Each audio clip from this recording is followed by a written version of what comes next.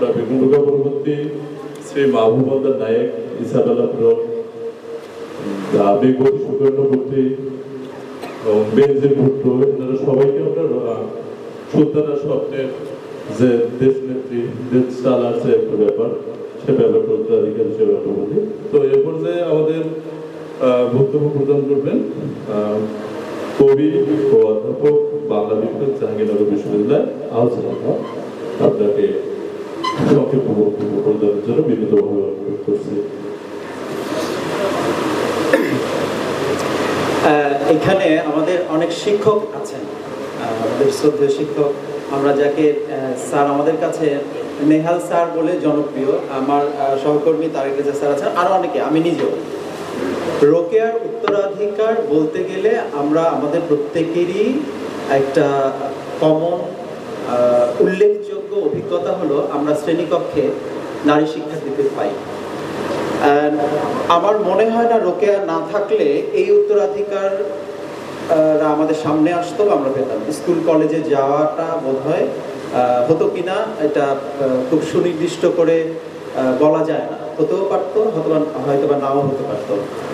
রোকেয়ার যে মূল কাজটি ছিল শিক্ষাক্ষেত্রে নারীদেরকে সামনে নিয়ে আসবার, সেটি তিনি সফল হয়েছেন।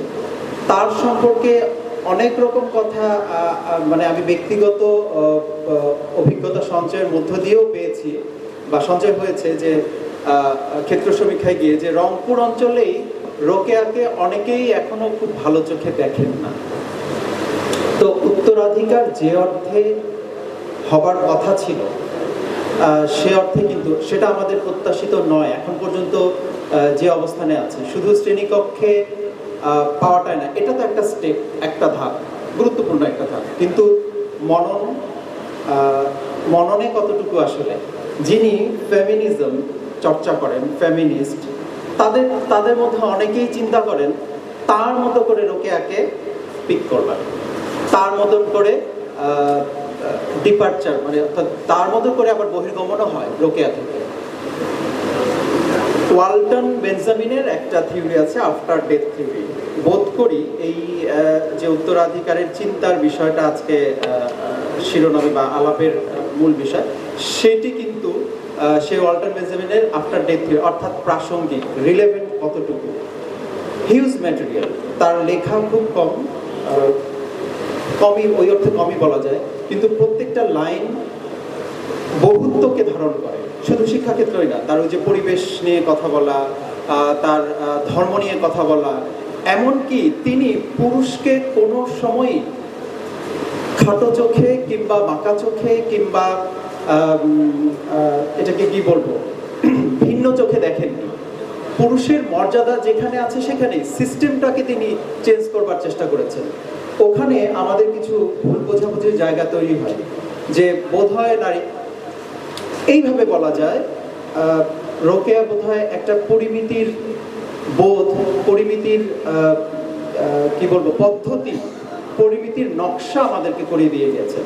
সেই পরিমিতির মধ্যে কি আমরা থাকতে পেরেছি, তাহলে তার চিন্তার উত্তরসূরি হওয়ার দাবিটা খুব জোরালোভাবে করা যায়। সেই দাবিটা কি করতে পারছি? আমার ব্যক্তিগত সামান্য চর্চা, পড়াশোনা, বিশ্লেষণ, অবজারভেশন, সেখান থেকে বলতে পারি সুফিয়া কামাল বোধহয় তার প্রধান এবং একমাত্র, অনেক অর্থের বাইরে গিয়ে, অনেক অর্থে অনেকেই যোগ্য, একটা সেক্টর পরিপূর্ণভাবে, যেটা বলছি যে তিনি সকল কিছুর মধ্যে যে পরিমিতি, অর্থাৎ জীবনে ব্যালেন্স করাটা, আমরা খুব কমন বিষয় এটা জানি যে ব্যালেন্স খুব কঠিন বিষয়, উনি বোধহয় ব্যালেন্স করতে পেরেছিলেন রোকেয়া সব কিছুর মধ্যে দিয়ে। তার আগে যারা ছিলেন, আমরা প্যারি সুন্দরীকে জানি, আমরা এই ব্রিটিশ ভারতের মণিকর্ণিকাকে জানি, আমরা সারদা সুন্দরীকে জানি যিনি রবীন্দ্রনাথের মা ছিলেন, তাদের প্রত্যেকেরই অবদান ছিল আলাদা আলাদা সেক্টর, যুদ্ধের ক্ষেত্রে ইত্যাদি ইত্যাদি।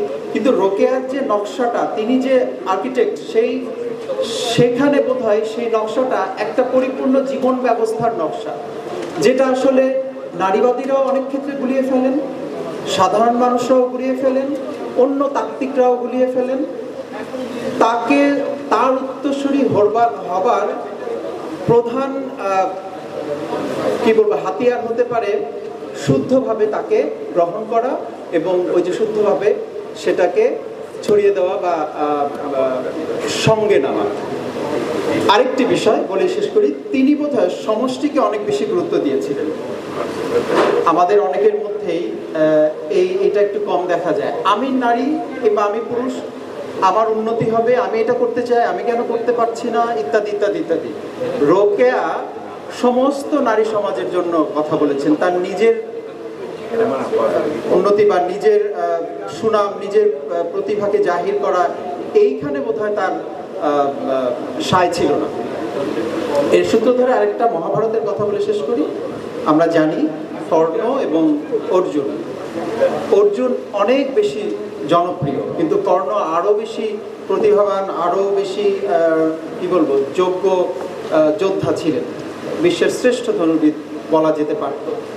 তার কার্পণ্যের জায়গাটা ছিল কোথায় আমরা জানি। তিনি নিজের বিদ্যাটাকে নিজের জন্যই কাজে লাগিয়েছেন, সমাজের জন্য, দেশের জন্য, সমষ্টির জন্য কাজে লাগাননি।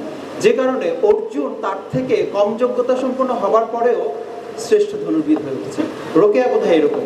তো উত্তরসূরি হতে গেলে বোধহয় এভাবে ভাবতে হবে। মননে যদি এটা আসে, তাহলে আমাদের মনে হয় আমরা বলতে পারবো যে আমরা অনেক অর্থেই যোগ্য উত্তরসূরি আমরা পেয়েছি। আছে যে পরিবর্তন হয়েছে, আমরা বলেছি একটু আগে 4 জন ছেলে 4 জন মেয়ে, কিন্তু যে অর্থে আমি বললাম সেই অর্থে কি যোগ্য উত্তরসূরি হবার চেষ্টা করছি, পেয়েছি। রোকেয়াকে টাচ করবার, রোকেয়াকে বুঝবার সক্ষমতার জন্য আমাদের বোধহয় আরো পরিশ্রম করতে হবে, আরো গবেষণা করতে হবে, মনের দিক থেকে আরো উদার হতে হবে। ধন্যবাদ সবাইকে। অসংখ্য ধন্যবাদ ও কৃতজ্ঞতা জ্ঞাপন করছি কবি ও অধ্যাপক বাংলা বিভাগ জাহাঙ্গীরনগর বিশ্ববিদ্যালয় আহসান। মনিতের চাহিদা